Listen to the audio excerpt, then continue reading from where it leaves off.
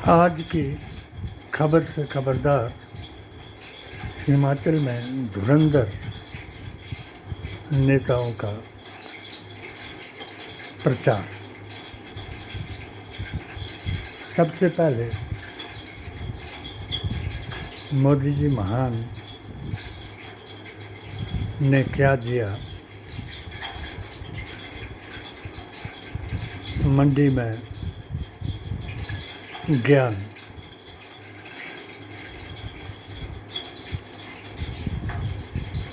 मुझे बहुत हैरानी हुई, क्योंकि आज नहीं लिया। नेहरू गांधी खानदान के अलावा मुसलमान और पाकिस्तान का नाम।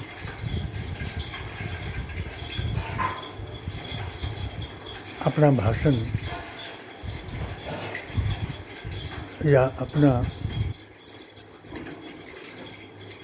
विष्णु अवतार की पुष्टि करते हुए 33 करोड़ देवताओं की आस्था पर यकीन रखते हुए आपने अपना काम बताया कि तुमने एक मेरा काम करना, कि हर मंदिर में जा कर के आशीर्वाद मांगना। आशीर्वाद तो वोट का है। उसके बाद अमित शाह जी भी बोले जय जय श्री राम, और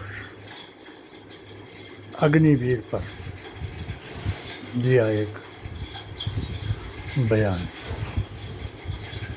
हमारे हिमाचल की पहचान ही फौज है,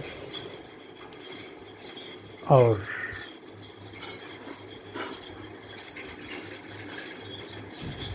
राजा साहिब विक्रमादित्य ने भी दिया ये बयान कि फौज ही है हमारे हिमाचल की शान, और वो हिमाचल रेजिमेंट के लिए करेंगे केंद्र सरकार से आह्वान। खड़गे जी ने कहा बचाओ संविधान, और हमने भी कहा हमारे आदिवासी, अल्पसंख्यक, पिछड़ा वर्ग, दलित ने भी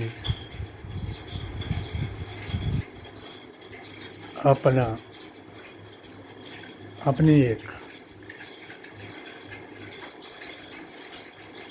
जिसको नीति कहते हैं, स्ट्रैटेजी कहते हैं, बनाई है। 14 अप्रैल से लेकर हमारी ये संयुक्त संगठन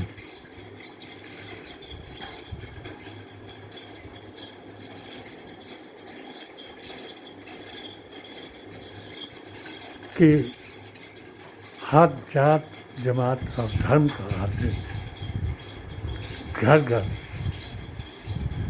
ने घर घर अर्थ जगाया है,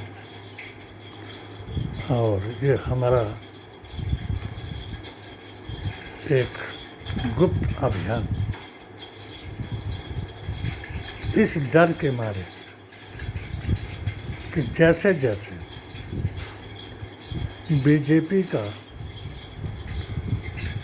स्तर गिरता जाएगा, यहाँ तक कि एक मुल्क का प्रधानमंत्री पद की गरिमा को भी भूल जाएगा, और आचार संहिता के होते हुए धर्म विशेष, वर्ग विशेष, समुदाय विशेष पर डायरेक्ट अटैक करता जाएगा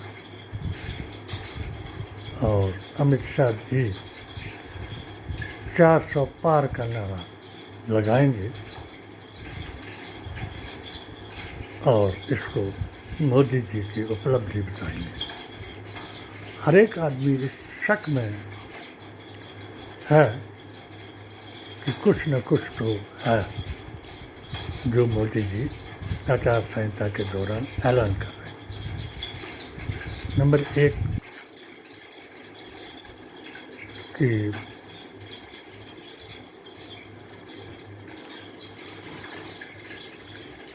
चुनाव आयोग, ईसी के कानों पर कोई जू नहीं रेंगती। नंबर 2 प्रधानमंत्री जी खुद कैद में डालने की धमकियां दे रहे हैं, इस पर कोई असर नहीं होता। नंबर 3 अल्पसंख्यक लोगों को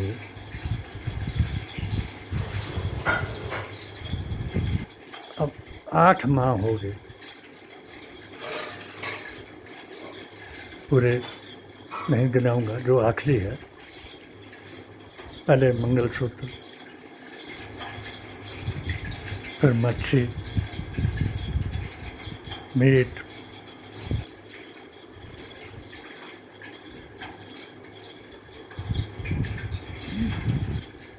भैंस और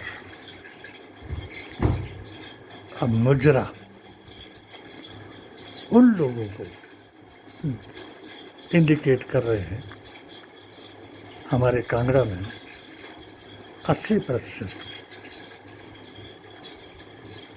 जो कम्युनिटी है, जो आदिवासी हैं, अल्पसंख्यक हैं और जिनको भैंस चुराने वाले बता रहे हैं, तो मैं आपको यकीन दिलाऊं कि मेरे 5 कंस्टिट्यूएंसियाँ से रिपोर्ट आती है, वहाँ एक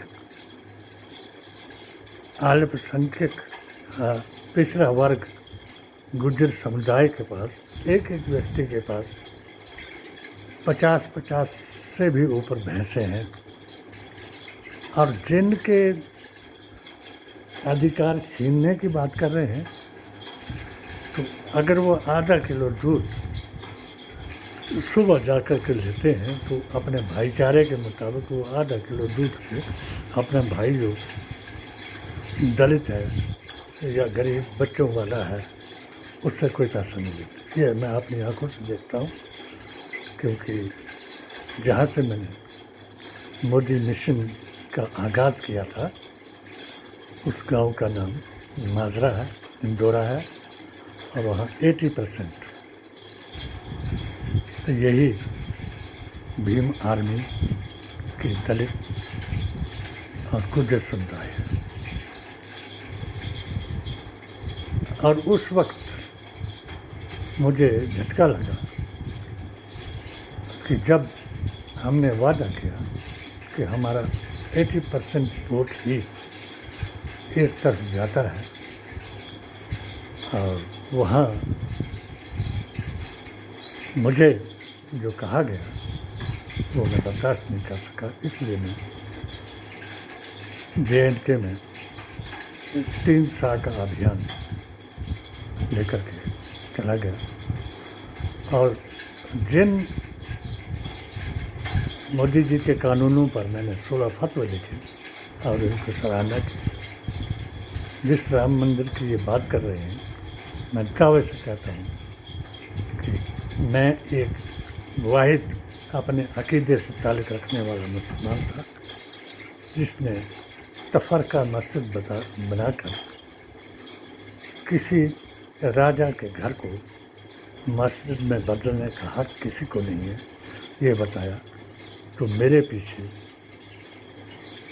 सारे दकियानूस जो हदीस और कुरान नहीं जानते उनको लगाया